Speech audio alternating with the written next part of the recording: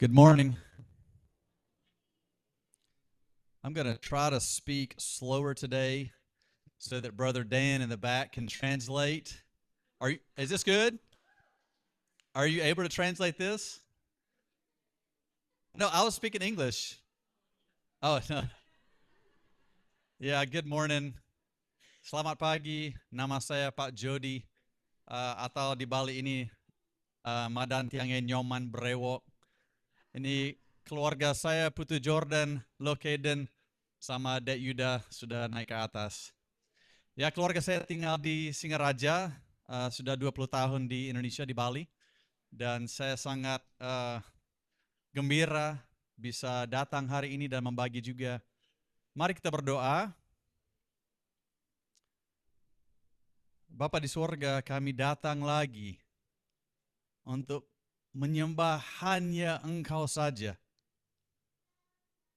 Biar Engkau menjadi nomor satu dan segalanya dalam hidup kami. Kami lagi menyerahkan diri kepada Engkau. Kami siap mendengar, kami siap taat. Roh Kudus tolong menginsafkan hati kami. Biar kami menjadi serupa dengan gambaran Yesus. Dalam nama Yesus. Amin. Silakan slide yang pertama ya. Jadi hari ini kita akan bahas lanjut.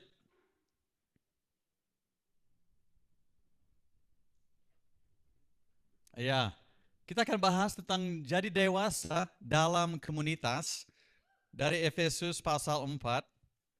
Ya, lanjut ya. Jadi ada ide penting.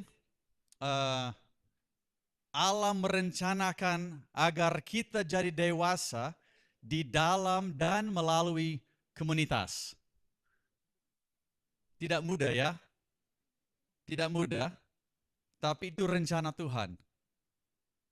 Jujur lebih mudah kalau kita hadir hari Minggu, kita saling salam, kita saling senyum. Mungkin belum tentu kita jadi terbuka dalam hidup kita ya. Jadi kita mau bahas tentang bagaimana lebih dalam lagi. Jadi mari kita membaca dari Efesus pasal 4. Kita akan mulai dari 11 sampai 16. Nanti balik melihat 1 sampai 7.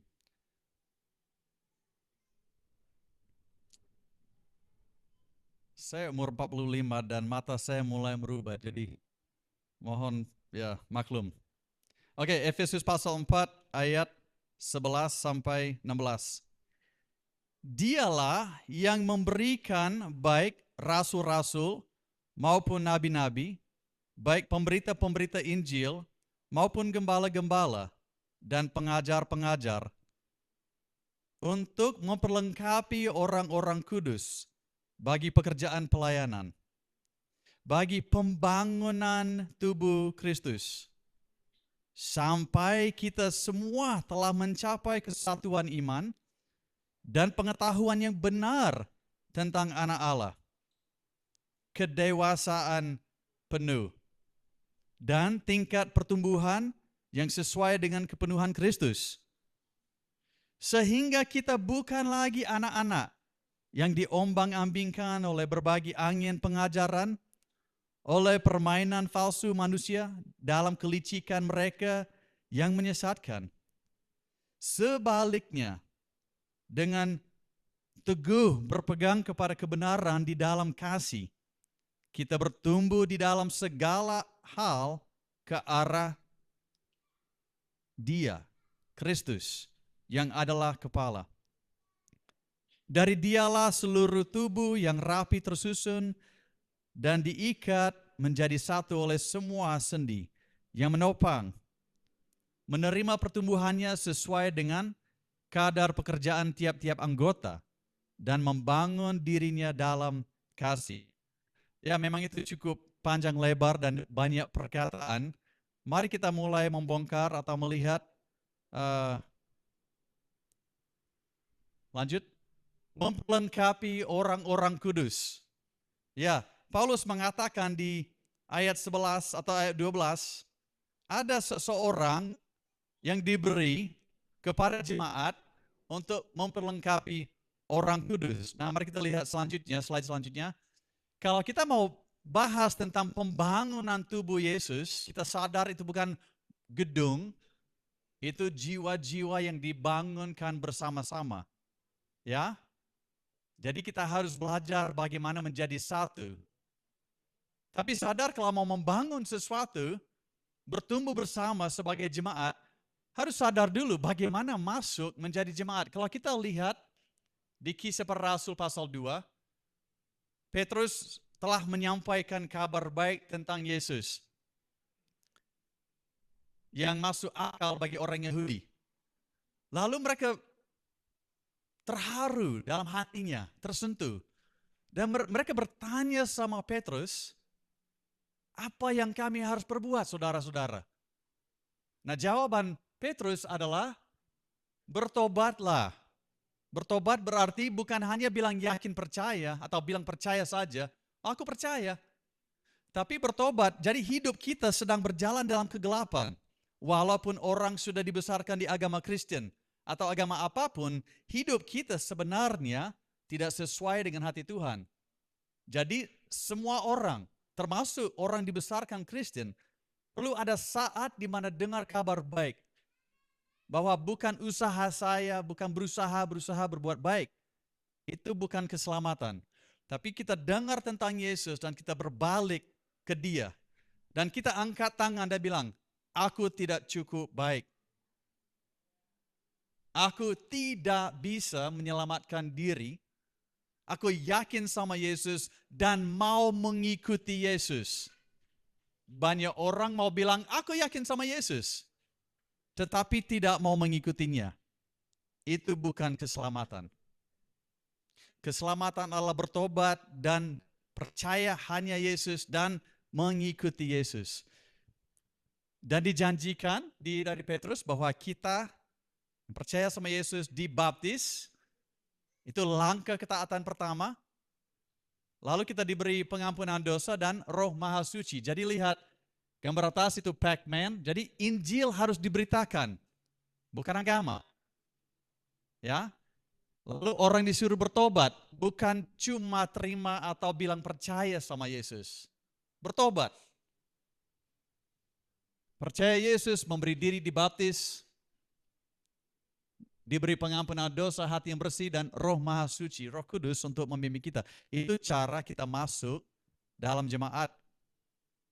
Saya mau bilang juga, kalau mau bicara tentang rasul, nabi, pengajar, gembala, penginjil, mereka diberi karunia dari Yesus untuk sesuatu. Tapi mereka diambil dari mana? Coba lanjut ke slide berikutnya. Ya, ini gambar dari 1 Timotius mengatakan bahwa kita satu keluarga dalam Yesus. Ya, tapi jadi sadar, jangan lihat pemimpin di sini dulu atau diaken atau majelis, tapi lihat kita semua yang percaya sama Yesus, bertobat dan percaya jadi keluarga. Keluarga ya. Jadi enggak ada yang hebat, cuma keluarga. Terus dari keluarga harus saling memperhatikan, memang harus perhatikan janda dan yatim piatu juga. Tapi di antar dari keluarga ada beberapa yang bukan diangkat, tapi turun sebenarnya, saudara, untuk melayani. Memimpin dengan melayani. Dari keluarga. Bukan lebih tinggi. Ingat, Yesus adalah kepala. Bukan gembala, bukan pemimpin, bukan rasul. Mereka memimpin tapi bukan kepala jemaat. Ada diakan juga untuk melayani. Jadi orang-orang yang memimpin juga jangan lupa mereka bagian dari keluarga. Lanjut. Terus jadi ini gambar tentang pasal ini. Yesus memberikan kepada rasul, nabi, penginjil, gembala atau ya gembala dan pengajar. Dia memberikan karunia kepada mereka. Untuk apa? Untuk dua hal. Satu, memang mereka melayani. Mereka memimpin. Mereka beritakan Injil atau pergi meletakkan dasar Injil di tempat lain atau menggembalakan. Memang itu satu fungsi. Tapi lihat di sini, ayat di sini bilang untuk apa? Untuk memperlengkapi orang-orang kudus bagi pekerjaan pelayanan. Saudara, ada satu hal yang perlu kita sadar, dan saya berpikir di gereja ini sangat sudah sadar, dan itu bagian DNA, adalah memperlengkapi orang kudus. Banyak gereja yang memimpin tetap memimpin dan selalu mau memimpin. Mungkin kurang memperlengkapi orang kudus, dan mungkin orang kudus belum sadar bahwa harus dilengkapi. Jadi saya syukur di gereja ini diajarkan bahwa memang ada yang memimpin di sini. Tapi sering ada pelatihan, ada sekolah transformasi, ada pelayanan Knusuk Penida, ada pelayanan setiap 2 minggu sekali untuk keluar berPI. Banyak kesempatan untuk belajar, melakukan sesuatu, pelayanan. Jadi bukan orang yang memimpin saja melakukannya, tapi jemaat melakukan. Jadi saudara bisa tangkap ya. Tidak boleh lihat lagi pemimpin sebagai, oh itu pekerjaan tugas mereka. Saya, tugas pemimpin yang lain adalah melengkapi jemaat supaya jemaat melakukannya. Pelayanan, ya. Bisa diterima. Bukan lagi menunggu pemimpin saja. Nah, jadi saya mau bertanya, kalau mereka melengkapi jemaat, melengkapi dalam hal apa? Wah, kalau lihat Rasul, mereka diberi Paulus, teladan Paulus adalah dia pergi ke tempat lain, ke daerah di mana belum ada Injil.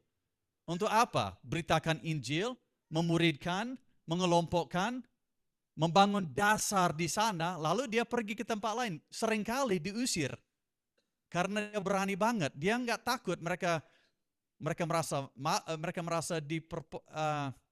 orang lokal merasa dia nggak memikirkan perasaan orang lokal. Dia beritakan Injil sampai dia diusir. Jadi Paulus meletakkan dasar Injil di banyak tempat. Lalu dia mengutus para penatua atau yang lain, orang lokal dari sana. Jadi di Derbe, Listra, di banyak tempat di mana dia beritakan Injil, ada orang lokal yang baru percaya. Beberapa bulan, nggak begitu lama. Tapi mereka mulai mentaati kerajaan surga. Mereka mulai hidupnya berubah. Jadi mereka menjadi teladan. Bukan karena umur, bukan karena kaya, bukan karena prestasi, bukan karena ya tua atau bukan hal lain. Tapi mereka belajar, mereka mulai mentaati Yesus. Lalu mereka juga belajar mengajar. Orang lokal, orang biasa dipercayakan untuk memimpin tempat lokal. Jadi rasul biasanya sekarang kita sebut misioner. Jadi gereja ini perlu supaya terus melengkapi orang biasa. Kita semua biasa, nggak ada yang luar biasa. Untuk belajar bagaimana beritakan Injil di daerah-daerah belum ada. Dan membangun dasar dan di atas itu dibangun lagi bersama-sama. Jadi itu rasul dan lain-lain juga. Ada nabi. Bukan seperti nabi di perjanjian lama. Nabi di perjanjian lama menerima pesan dari Tuhan dan bilang, inilah firman Tuhan. Kalau mereka salah, harus dibunuh. Jadi sangat serius. Nggak boleh main-main. Nah, zaman sekarang bukan boleh main-main juga. Tetapi seringkali kita tidak diberi firman lagi yang baru. Maksudnya kita tidak menambah kepada firman. Jadi Tuhan tidak memberi lagi ajaran baru agar ditambah ke sini. Tetapi Tuhan memberkati dan mengaruniakan orang-orang supaya mereka belajar dengar suara Tuhan. Semua bisa dengar, semua domba bisa dengar.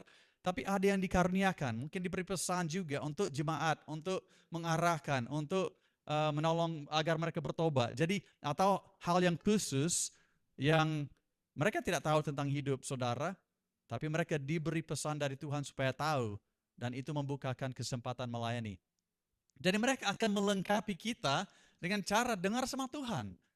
Dengar pesan dari Tuhan saat melayani orang. Dengar dan menyampaikan. Ya. Nah, ada penginjil. Jadi banyak orang berpikir bahwa penginjil itu tugasnya dia saja yang beritakan. Bukan, dia diberi kepada kita untuk melengkapi kita. Jadi penginjil punya beban hati untuk beritakan sama orang yang belum dengar. Tapi tugas dia adalah berbaur sama kita, melatih kita, mengajak kita juga keluar, melatih kita dari dalam supaya kita sebagai jemaat diutus dan dalam persaudaraan setiap hari, di mana saudara kerja, di mana saudara tinggal, tetangganya bisa dengar kabar baik. Bukan dari mulut penginjil, tapi dari mulut saudara. Jadi dia diberi kepada untuk melengkapi. Kalau gembala, saudara coba berpikir, kalau saudara bertemu teman di tempat kerja, atau keluarga, atau di desa, atau tetangga, dan saudara selalu melihat orang yang butuh bimbingan, dan saudara semua bawa satu orang saja kepada gembala di sini, kira-kira gembala bisa melayani semua apa enggak? Enggak mungkin. Jadi gembala dikaruniakan untuk menggembalakan jemaat, tetapi juga untuk memperlengkapi orang kudus. Jadi gembala bisa ketika berinteraksi sama gembala, ketika berinteraksi sama bapak-bapak, ibu-ibu di sini yang memimpin, melihat cara mereka ngobrol sama Anda, perhatikan. Dan jangan hanya menerima pelayanan dari mereka saja, jangan menerima pelayanan dari Ibu Rahel saja, tapi memperhatikan cara dia melayani dengan lemah lembut. Apa yang dia sampaikan biasanya sesuai dengan firman Tuhan. Jadi saudara bisa dilayani, misalnya Bu Rahel, atau ibu-ibu yang lain, atau bapak-bapak yang lain. Tapi memperhatikan dan belajar supaya ketika saudara pulang atau di tempat kerja dan punya teman yang butuh dilayani, butuh lemah lembut, butuh arahan, saudara diperlengkapi untuk melayani. Ngerti? Jadi saudara dan saya perlu belajar bagaimana menggembalakan komunitas kita masing-masing. Dan juga pengajar. Apakah saudara siap mengajar kepada orang lain? Banyak orang merasa sudah lama jadi Kristen tapi aku nggak siap. Aku nggak siap. Firman Tuhan di Petrus bilang, di Ibrani, si penulis bilang bahwa sampai sejauh ini seharusnya kamu bukan hanya minum susu dari firman, tetapi makanan yang keras biar paham, bukan hal dasar aja. Tapi seharusnya juga kalian sudah bisa mengajar. Saudara, ini bukan tentang prestasi, ini bukan tentang pejabat, tapi bagaimana kita dilengkapi oleh pemimpin-pemimpin di sini, supaya kita juga mengenal firman, supaya kita juga bisa mengajarkan firman. Ketika kita bersama-sama dengan orang lain, kita cuma kasih mereka pendapat, ketika mereka curhat, oh menurut saya begini-begini. Tidak, tapi ketika orang lain curhat, apakah firman sudah ada di dalam diri kita? Supaya firman yang keluar mengarahkan mereka. Jadi maksudnya pasal ini melengkapi adalah jangan selalu melihat kepada pemimpin, tapi belajar dan dilengkapi supaya saudara bisa melayani banyak sekali orang di dalam jemaat dan di luar jemaat. Oke, silakan lanjut. Jadi ada beberapa ayat sebagai contoh, kita melihat satu dengan yang lain. Jadi Kolose pasal 3 ayat 16. Hendaklah perkataan Kristus diam dengan segala kekayaannya di antara kamu, sehingga kamu dengan segala hikmat mengajar dan menegur seorang akan yang lain. Ini bukan pendeta, gembala, pengajar, ini jemaat. Kalau firman ada di dalam saudara, saudara dibimbing oleh Yesus, Roh Kudus untuk saling mengajarkan, saling menegur. Apakah saudara siap? Apakah firman ada di dalam saudara? Ibrani pasal 10. Dan marilah kita saling memperhatikan supaya kita saling mendorong dalam kasih dan dalam pekerjaan baik. Saling di antara jemaat. Tidak menunggu supaya pemimpin dari depan selalu mengajar. Memang ada itu. Tapi di luar itu kita saling mendorong, saling semangat. Jadi waktu saudara masuk, waktu saudara berkumpul di rumah, waktu saudara di mana saja, ada salingnya. Jangan datang salim-salim, sapat, dan duduk menunggu pemimpin saja. Silakan dimulai, saling menguatkan. Galatia 6, bertolong-tolonglah menanggung bebanmu. Demikianlah kamu memenuhi hukum Kristus. saling menolong ambil beban orang lain. Kadang-kadang saya sebagai salah satu pemimpin di Singaraja, saya merasa saya tahu beban 1, 2, 3, 4, 5, 6 karena mereka datang sama saya. Tapi tugas saya juga bilang, ayo Diana, kamu yang melihat ini dalam saudara yang lain, silakan kamu yang menolong ambil beban mereka bersama. Jangan selalu harap saya, ya. Ayo Hendra, kamu tahu Sony, dia punya apa masalah, jangan harap saya selalu. Silakan ambil beban dia juga, silakan menolong. Jadi di dalam jemaat kita harus bertumbuh dewasa seperti itu. Mari kita lanjut. Wow. Firman Tuhan kaya sekali saudara. Sangat kaya. Saya mau lanjut sedikit kepada kesatuan dan ajaran yang kokoh. KOKOH. Kesatuan dan firman Tuhan bilang tadi di Efesus pasal 4. Jadi kita akan dilengkapi untuk pekerjaan pelayanan sampai kita semua telah mencapai kesatuan iman dan pengetahuan yang benar tentang anak Allah, kedewasaan penuh dan tingkat pertumbuhan yang sesuai dengan kepenuhan Kristus. Sehingga kita bukan lagi anak-anak yang diombang-ambingkan oleh berbagai angin pengajaran. Jadi bertumbuh dalam kesatuan dan juga biar dewasa tidak seperti anak lagi yang nggak tahu firman Tuhan dan kita selalu percaya omongan ini, omongan itu dan kita bingung. Ya, jadi mari kita melihat beberapa hal di sini. Satu adalah yang mana duluan, diperlengkapi dulu lalu jadi dewasa atau dewasa dulu lalu diperlengkapi.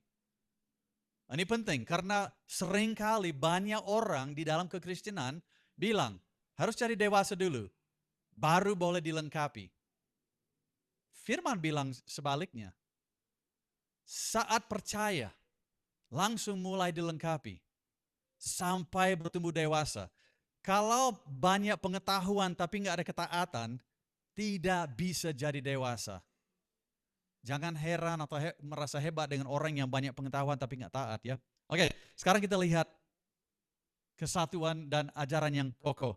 Nah, coba gambar berikutnya.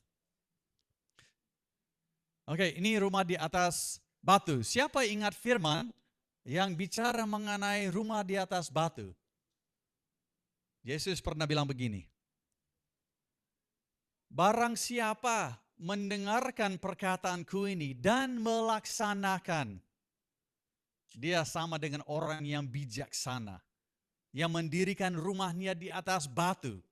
Ketika hujan turun, angin datang dan banjir angin melanda rumah itu dan banjir datang, tidak roboh, tapi masih kokoh. Kenapa masih kokoh? Karena pintar? Bukan. Karena dengar dan taat. Dengar dan taat. Terus, melainkan, Yesus lanjut, melainkan orang yang mendengarkan perkataanku ini dan tidak mentaatinya, tidak melaksanakannya. Dia sama dengan orang bodoh yang mendirikan rumahnya di atas pasir. Ketika angin datang dan hujan turun dan banjir melanda rumah itu, roboh. Sangat hebat kerusakannya. Kenapa? Karena dengar tapi tidak taat. Jadi saudara, kalau kita mau bicara tentang ajaran yang kokoh, bagaimana bisa bersatu, bertumbuh bersama dalam ajaran yang kokoh, bukan hanya dengar saja.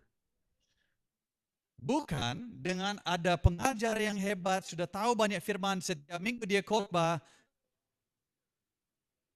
dan saudara jadi pintar dalam firman.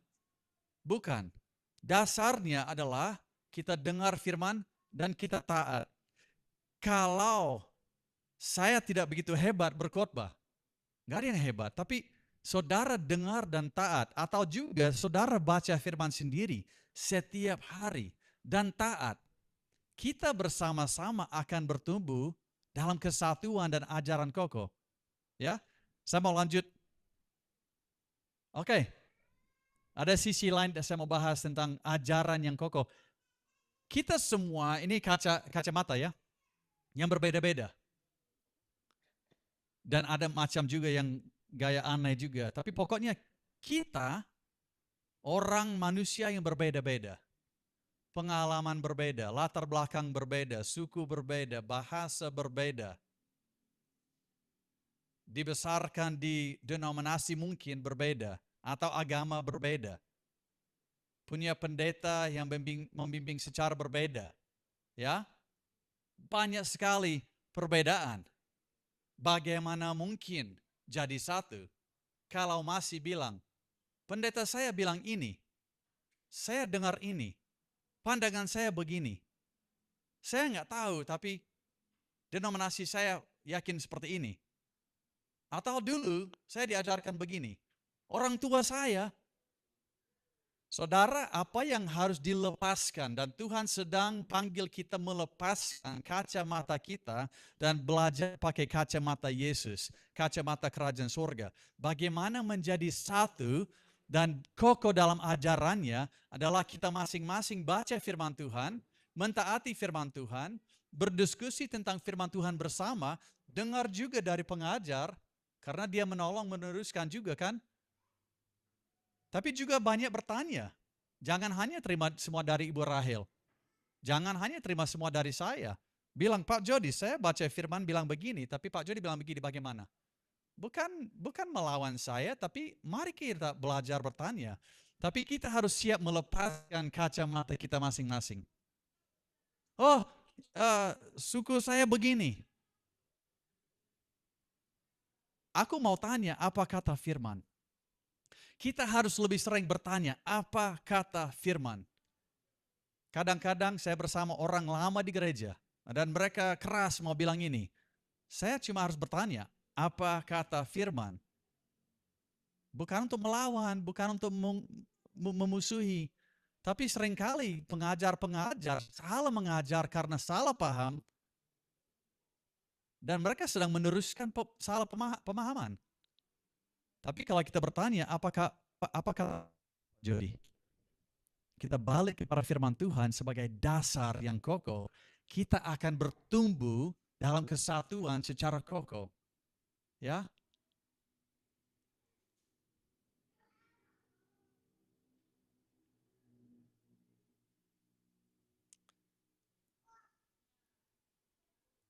Tuhan bilang di Yesaya, pemikiran saya jauh lebih tinggi dari pemikiran kalian.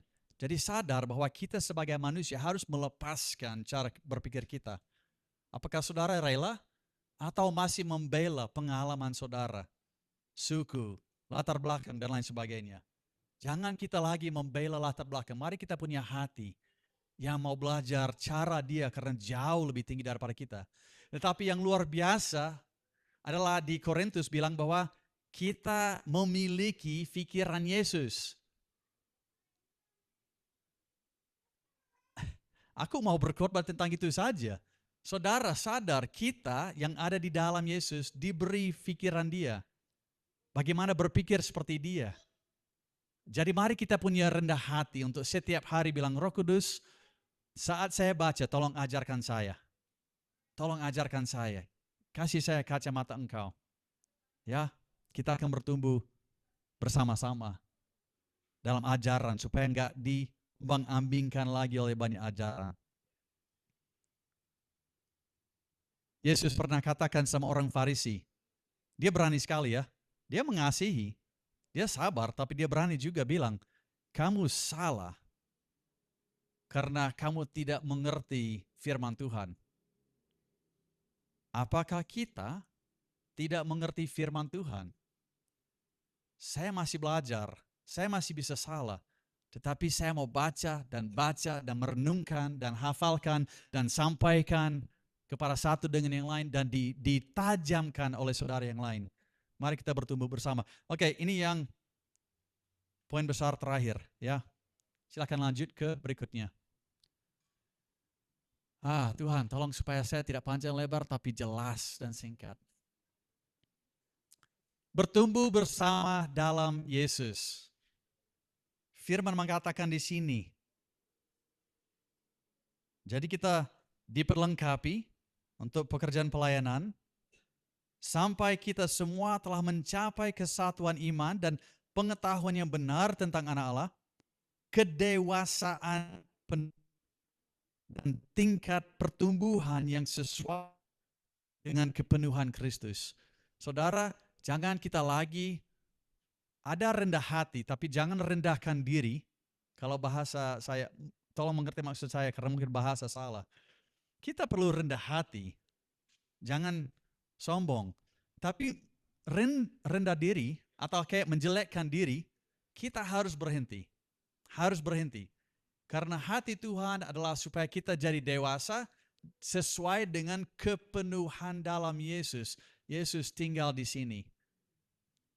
Kita sudah mati sendiri, kita sudah di dalam Yesus, tersembunyi dalam Yesus, punya pikiran seperti Yesus, punya segala hal dalam Yesus. Jadi kenapa kita terus-menerus merendahkan diri? Rendah hati, baik. Rendah diri, menjelekkan diri. Aku bodoh, aku nggak bisa ini, aku nggak bisa itu, aku. Itu kesombongan secara sebaliknya. Saya pernah bilang sama istri saya, kesombongan saya dilihat waktu saya memegahkan diri. Tapi kesombongan istri saya dilihat waktu dia merendahkan diri. Menjelekkan diri, aku nggak bisa ini, aku nggak bisa. Karena kesamaannya adalah fokus kepada aku. Aku hebat atau aku bodoh, itu masih fokus kepada dirinya. Sebenarnya sebaliknya kita harus fokus kepada Yesus. Kita bertumbuh dalam arah Yesus, dalam Yesus dalam kita. Tuhan mau supaya kita hidup dalam kepenuhan Yesus. Jadi dengan cara semoga lebih singkat, coba lihat kita perlu bertumbuh bersama. Ini pohon aspen. Ya, pohon aspen yang sangat luar biasa. Saya mau baca sedikit. Pohon aspen menyebar secara agresif melalui tunas akar, yang berarti satu rumpun pohon aspen sebenarnya adalah organisme besar yang saling terhubung, yang dikenal sebagai koloni klonal, yang memiliki sistem akar dan DNA yang sama persis. Kita butuh bertumbuh bersama-sama karena DNA kita bukan lagi dari keluarga mana, suku mana, ajaran mana, agama mana, gereja mana, denominasi mana. Enggak. DNA kita sekarang adalah DNA Kristus. Sadar itu, menerima itu, dan mulai hidup dari DNA Kristus. Jangan lihat diri lagi. Kita masih berbeda, kita enggak kelihatan sama, ya. Masing-masing punya karunia berbeda-beda, kita punya mental berbeda, banyak hal perbedaan. Tapi lihat, DNA kita adalah Yesus. Jadi apa yang dilihat, kita bertumbuh bersama, lebih kuat. Satu organisme tunggal. Apa yang tampak seperti seluruh hutan yang terdiri dari pohon-pohon individual. Sebenarnya adalah satu entitas hidup tunggal di mana semua batang di atas tanah adalah klon satu sama lain. Ini juga bicara tentang pemuridan. Dalam komunitas, kesatuan, kedewasaan penuh, tidak bisa hanya belajar dari pemimpin yang di depan. Tapi saudara-saudara perlu memuridkan orang lain. Apa yang saudara pelajari, walaupun sedikit atau apa, sampaikan, bagikan, berjalan bersama. Pemuridan adalah tugas kita semua. Lanjut. Oh, coba balik satu. Balik lagi ke atas. Ya. Enggak. Oh, cuma satu aja ya ini. Oke. Ini lagi dua hal tentang pohon aspen. Berbagi nutrisi. Akar yang saling terhubung memungkinkan rumpun pohon untuk berbagi air, gula, dan nutrisi. Pohon yang sudah dewasa dapat mengirimkan sumber daya ke tunas yang lebih kecil atau batang yang rusak. Lihat cara saudara dan jemaat harus kerja. Semakin dewasa, semakin kasih air dan gula dan hal nutrisi kepada yang lain. Jadi bukan bertumbuh sendiri, bertumbuh bersama-sama. Coba lihat berikutnya. Kita seharusnya tidak hidup seperti ini. Pohon sendiri. Kelihatan hebat. Tapi sendiri. Kita butuh satu dengan yang lain. Nah, lanjut. Oh, aku nggak lama di sini pemuri dan sangat penting. Tapi kalau pernah melihat pohon pisang menarik sekali. Karena biasanya ada yang sudah gede, ada yang setengah, ada yang kecil, ada tunas baru. Saudara, Yesus mau supaya saudara seperti itu. Saudara sedang bertumbuh dalam Yesus, entah besar, sedang, kecil, atau baru tunas. Semuanya bisa menjadi teladan buat yang baru percaya atau bertumbuh. Ya. Jadi apa yang kita pelajari, apa yang kita jalankan dalam Yesus, marilah kita selalu cari orang yang bisa mendampingi mereka. Coba di dalam jemaat, bisa mendampingi siapa? Kita nggak sok suci, nggak sok apa, bukan persaingan. Tapi carilah, Anda bertumbuh dalam Yesus, carilah orang yang lebih baru. Ya, mendampingi, belajar, bertumbuh bersama. Ini gambar yang luar biasa kita berbuat di situ. Gambar berikutnya, lagi 2 hal dan saya selesai. Jadi kita mau bertumbuh dalam kedewasaan penuh dalam Kristus. Jadi apakah kita di sini baru percaya? Enggak apa-apa. Baru percaya dan baru bertumbuh dan minum susu, nggak ngerti banyak, nggak apa-apa. Belajar bertumbuh, tapi sudah hidup dalam Yesus. Tapi kalau sudah lama ngiring Yesus dan masih seperti ini, ada masalah. Ayo, mari bertumbuh. Kalau bayi selalu memikirkan tentang diri sendiri, perlu dilayani terus. Aku butuh dilayani. Kita semua butuh dilayani, aku butuh dilayani. Tapi jangan kita punya hati kayak selalu saya, dan kita nggak pernah melihat orang lain. Bertumbuh menjadi dewasa, jadi bukan dewasa, remaja. Ayo lihat aku hebat. Jadi mungkin ada pertumbuhan, ada pengetahuan, ada pelayanan apa. Jadi lihat saya. Atau kadang kayak aku lakukan diri sendiri. Jadi kayak goyang ini, nggak selalu stabil. Bertumbuh tapi goyang remaja ini kan. Tapi kita mau bertumbuh terus sampai jadi dewasa. Baik laki-laki atau perempuan siap maju bersama, siap melayani, bertumbuh dalam firman, dalam Yesus. Ini bukan gambaran pemimpin, ini gambaran semua orang percaya mau menuju kedewasaan. Nah, ini yang terakhir. Bisa menajamkan besi. Ini susah saudara. Enggak ada waktu lagi untuk panjang lebar, tapi ini menarik sekali. Besi menajamkan besi. Firman Tuhan katakan itu, saya lupa ayatnya. Maaf Pak Den, saya harus lebih pelan. Ketika melihat besi menajamkan besi, ada hal yang luar biasa, besi membentuk besi yang lain. Ya, supaya satu pandai besi, dia ambil besi ya palu dan dia pukul sesuatu besi yang dipanaskan, dipukul, dipanaskan, dipukul terus, dipanaskan sampai jadi bentuk luar biasa. Tahu ya? Tapi lihat prosesnya, kadang kita orang kena luka dari besi. Jadi saudara lihat samping kanan kiri. Lihat samping kanan kiri. Ini besi yang dipakai dalam hidup kita. Istri saya besi untuk menajamkan saya. Kadang itu membangunkan, kadang menyakiti. Dan terbalik, kadang saya membangunkan istri saya, kadang menyakiti. Tapi aku nggak bisa lari dari dia. Bisa, tapi bukan dalam Yesus. Anak saya, kadang saya membangunkan mereka, kadang saya menyakiti. Kadang mereka membangun saya, kadang menyakiti. Pak Sony atau siapa mau di sini ya, jemaat di sana di Singaraja. Kadang membangunkan, kadang bingung dengan mereka karena mereka menyakiti atau mereka berpikir berbeda atau mereka mengatakan sesuatu yang aku rasa nggak benar. Dan kadang kayak, terlalu cewek Pak Jody, atau terlalu diam, atau terlalu ini, terlalu itu. Jadi kita bisa melihat satu dengan yang lain dan terlalu apa. Sampai Diana bisa cari di sini mungkin. Oh, sama Bu Jordan nggak mau dekat. Oh, saya dekat sama ibu ini. Saudara di dalam Yesus nggak bisa seperti itu. Nggak bisa. Karena saudara dipakai dalam hidup satu dengan yang lain untuk saling menajamkan. Bisa nggak ini yang terakhir, bisa nggak pakai video itu? Ada 27 detik, bisa nggak? Bukan yang videonya. Ya, coba lihat ini sebentar.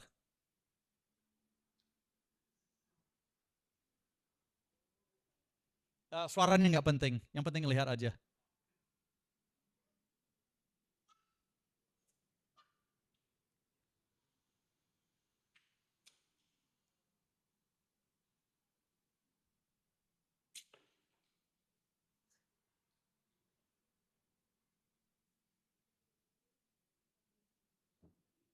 Oke, sudah.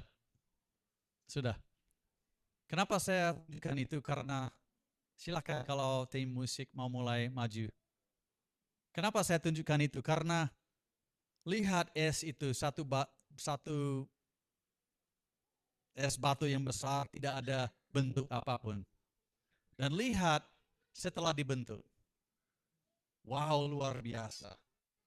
Tapi coba lihat prosesnya.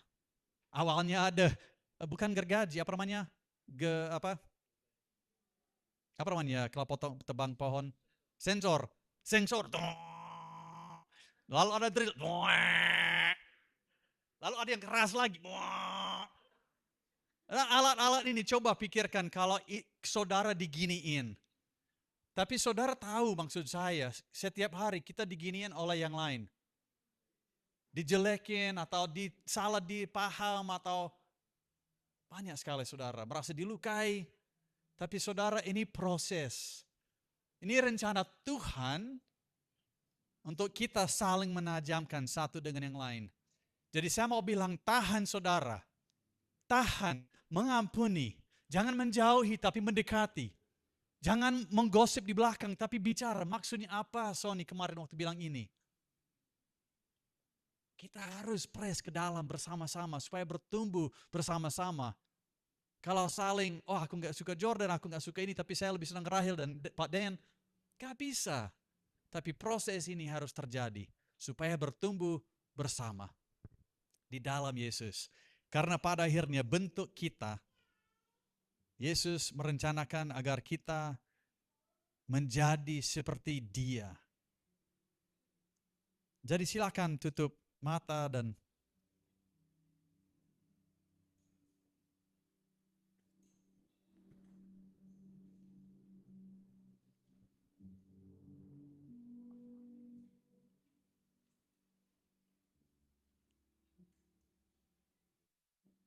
duduk sama Tuhan sebentar. Bilang aja sama Dia, sama Roh Kudus, aku mau dengar bimbingan Engkau. Lalu diam dan dengar.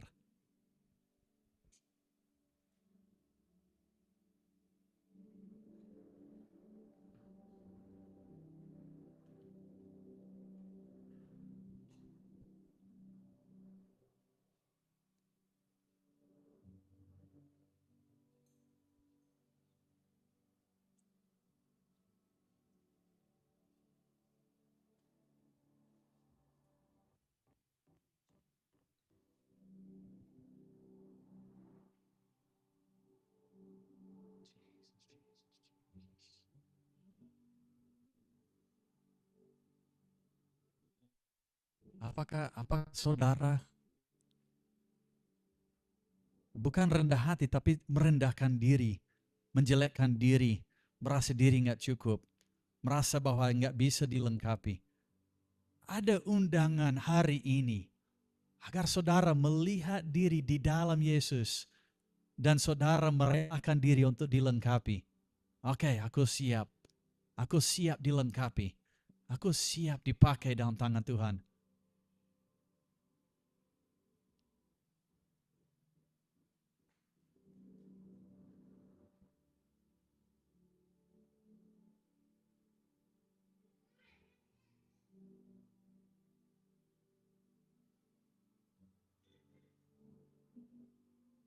Mungkin ada di sini juga yang merasa susah bertumbuh dengan saudara yang lain. Mungkin terluka, bingung, merasa susah bergaul sama manusia. Karena aku nggak paham mereka nggak paham saya. Saya cuma senyum-senyum aja lalu pulang dan mengomel atau apa. Jadi saudara, mungkin saudara merasa susah bergaul atau susah bertumbuh dalam. Bilang aja, Tuhan aku siap. Ada undangan untuk saudara memperbaiki masalah hubungan satu dengan yang lain. Minta maaf. Mungkin kesempatan saudara belajar bagaimana memahami saudara yang lain yang selama ini susah dipaham. Mungkin ada yang merasa bahwa saya selalu datang dan hadir dan saya basa-basi aja dengan jemaat di sini. Lalu saya pulang. Tapi siap berubah. Dibilang aja, Roh Kudus, aku siap belajar terbuka dengan saudara-saudara di sini. Aku siap ditolong, aku siap dibimbing, aku siap mengaku dosa, saling mengaku. Supaya bukan saling menghakimi, tapi saling bertumbuh. Bilang aja sama Tuhan, aku siap Tuhan.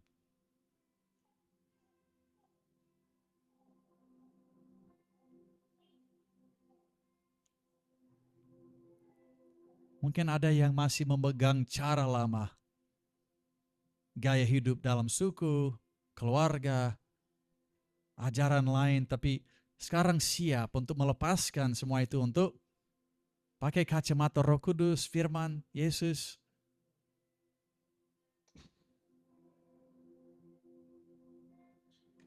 Dan mau belajar lebih dalam firman Tuhan supaya paham dan supaya bisa dibentuk sesuai dengan hati Tuhan.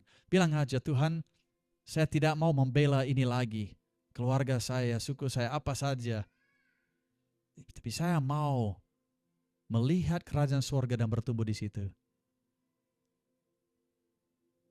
Kalau mau datang ke depan, mau didoakan, mau bertemu sama Tuhan, mau di kursi silakan.